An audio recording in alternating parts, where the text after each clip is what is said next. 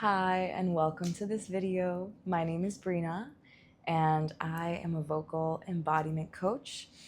I went to South Africa in 2024, and I studied voice and movement therapy, and I'm in a continuous study, almost certified as a practitioner, but I have been teaching yoga for about 6 years now, and actually not 6 years, 3 years, practicing for over 7 years, and singing, integrating my psyche, and using plant medicine as well to heal.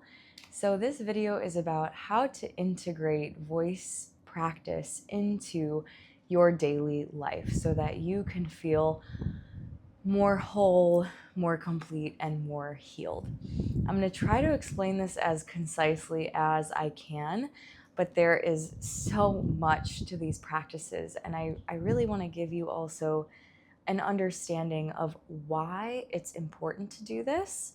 And I know one of my clients who's watching this asked me to record this video because it is important to be able to integrate our voice and to connect to the different parts of ourselves. So I'll start off with a Carl Jung quote. Jung says, "It is crucial for a healthy and balanced life to have a continuous dialogue between the many voices in our psyche." So Jung was a Swiss psychologist, and he was the founder of analytical psychology and believed healing, personal growth, and returning to our most authentic self came from integrating all parts of ourselves, including those that we reject or hide. So we are emotional beings, and emotions, they are an entity of themselves. Sometimes they can take over our entire being, and we can feel like we're not ourselves anymore. But someone with a healthy ego can distinguish, these are feelings, they're not fully me, and I can return to myself in any moment as I observe the feelings that are overcoming and overtaking me right now. However, if we're still developing, which we all are still developing a healthy ego. Let me say, we've all got wounds. We've all got things that we need to practice integrating and understanding inside ourselves. So please don't have any shame if you're like, sometimes I get so overwhelmed by my feelings and I have no idea who I am. That is totally fine and normal and natural. But what Jung said is that if we are still developing that healthy ego, sometimes that healthy ego, that authentic self, that true self can get buried amongst all the different voices.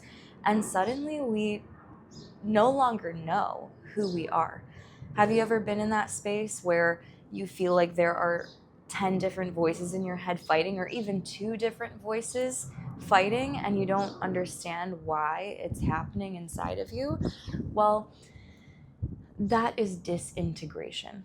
So the way that we can integrate this is, number one, of course, having a therapeutic practice and taking an hour or even a couple hours to explore individual voices that perhaps try to gnaw at us, these little shadow voices. Perhaps it's jealousy or anxiousness or lack of belonging or fear of losing money or not having stability, whatever those fears are for you.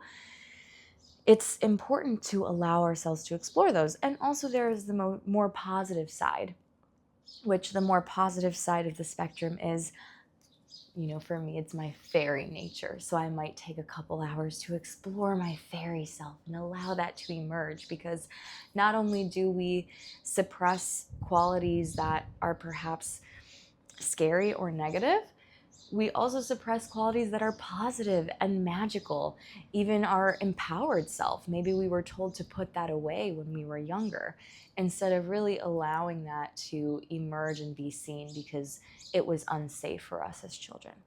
So let me continue here. So in order to integrate all of these parts of ourselves and feel more whole as our most authentic self, and allow these parts of ourselves to come out and emerge as they are meant to, because every part is meant to have a space in our psyche. We're not meant to get rid of any of them. You're not going to get rid of them. But you can integrate them and honor them and witness them and allow them to have a voice so that you can understand them and let them be heard. And there's no shame in any part of ourself. So, I'm going to take a breath, take a pause. You can take a pause with me because this is a lot of information. So let's take a couple breaths together, softening in your seat, or perhaps you're standing. Maybe you're even eating something while you're watching this. Let's just pause. Breathing in through the nose or mouth. And exhaling.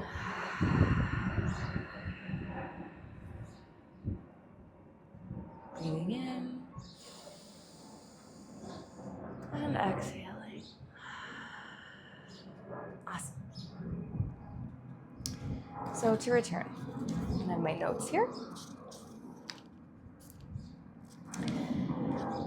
So these are practices that I like to do and practices that I've also learned and picked up along the way, and also from my voice and movement therapy training. Number one, dialoguing with your parts.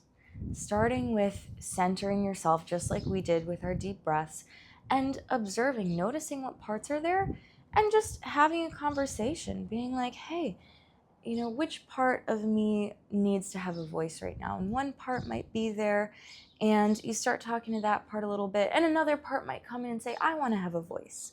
And you can ask that other part, hey, can you give me a little bit of space? I think I need to be communicating with this one. Or if it feels more right, you can start to communicate with your other part and start to really understand which parts of you need the most dialogue.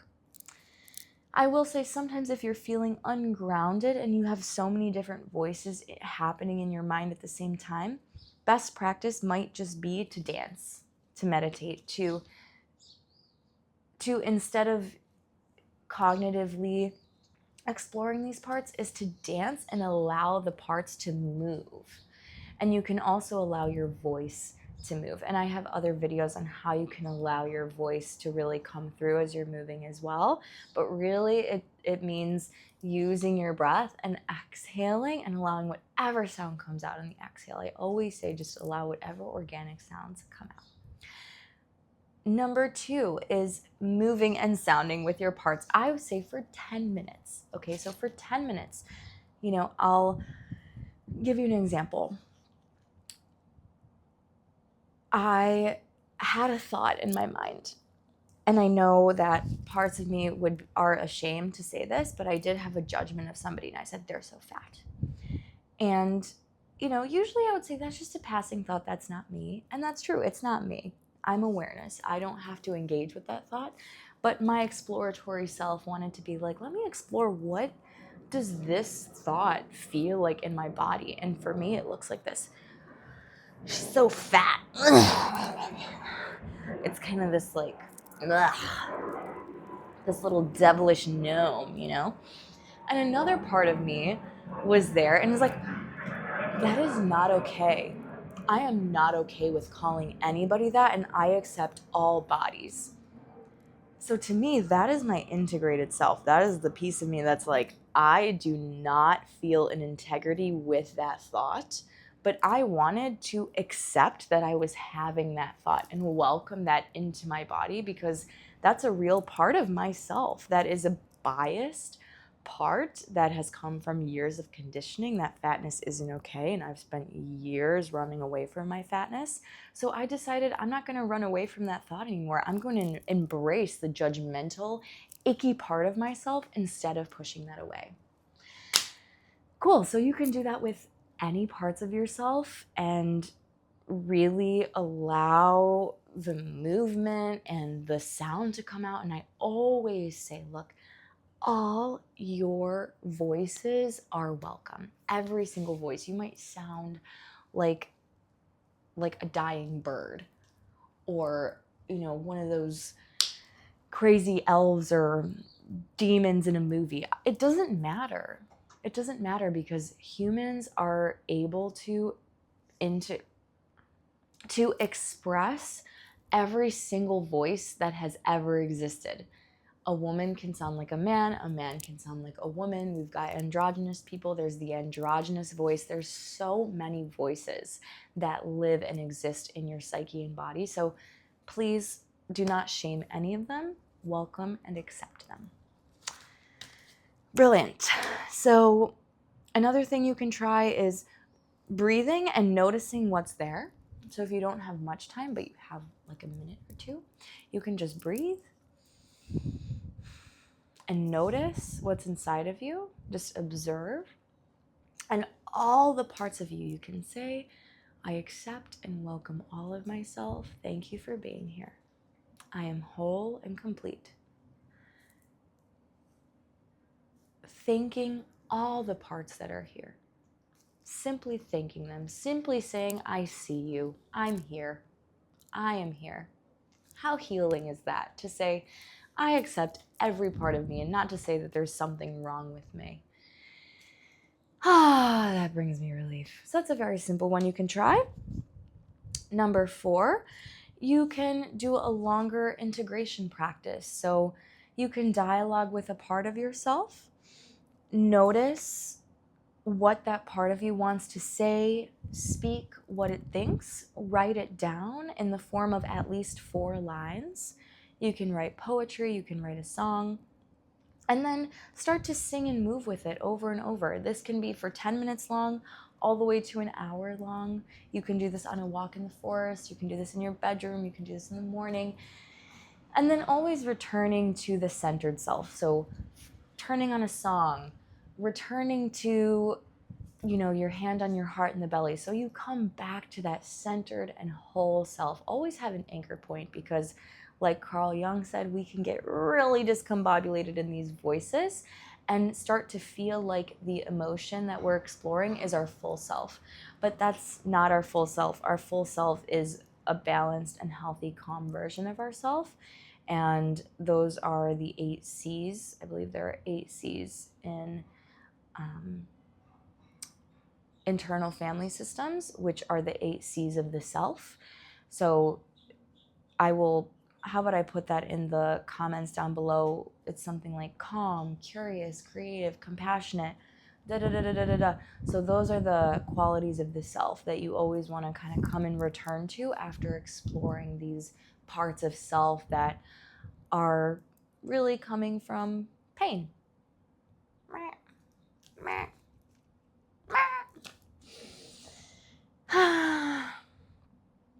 But sometimes the parts of self will also be some of those more positive qualities. It's very nuanced here. It's very nuanced. I hope you're catching my drift. I feel like you probably are if you're watching this. Comment down below if there's any way that I can make this better for you. Number 5. So, poetry with parts. Just write a simple poem, and you can come back to that throughout the day. You can just come back to that throughout the day. You can give it a little read. You can notice what sensations are arising for you and breathe with it. And I suggest, making some sound like, of how that makes you feel, and trust whatever sound comes through. If you've got a part that's not really trusting what sounds come through, express that part with your voice. I don't really trust what's coming through. I don't trust it. I don't trust my voice. Whatever it is, you can do it in the mirror. You can do it with yourself. Again, this is really exploring yourself.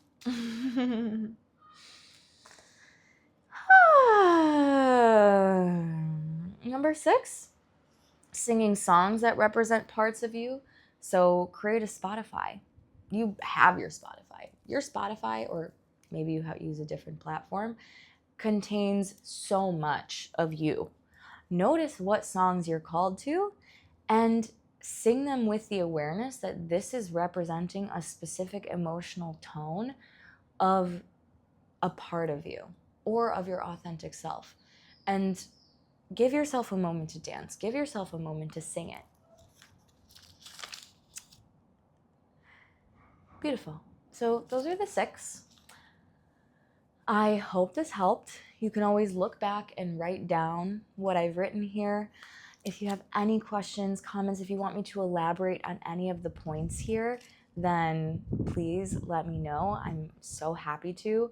There is so much to voice and movement therapy, and there are so many more practices that I could speak to, but the ones that I named here are super helpful and have been transformative for me.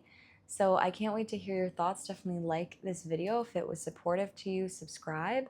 Follow me on Instagram at Brina Schusterman. And if you want to work more together, I have a beautiful 3-month program. Sometimes I work with people for 6 months. That is called Bloom Your Voice from Fear to Flow in 90 Days. And we work on integrating all the parts of you and even supporting you in sharing your gifts and magic in the world. So if you have a business that you want to birth into the world, if you have any kind of projects or desires to really start ascending into your most integrated, authentic self, this will be the space for you, especially if you love to sing. I love my singers. Or if you're a little bit scared, comment freedom down below, message me on Instagram. So much love to you, and I hope you have a beautiful day.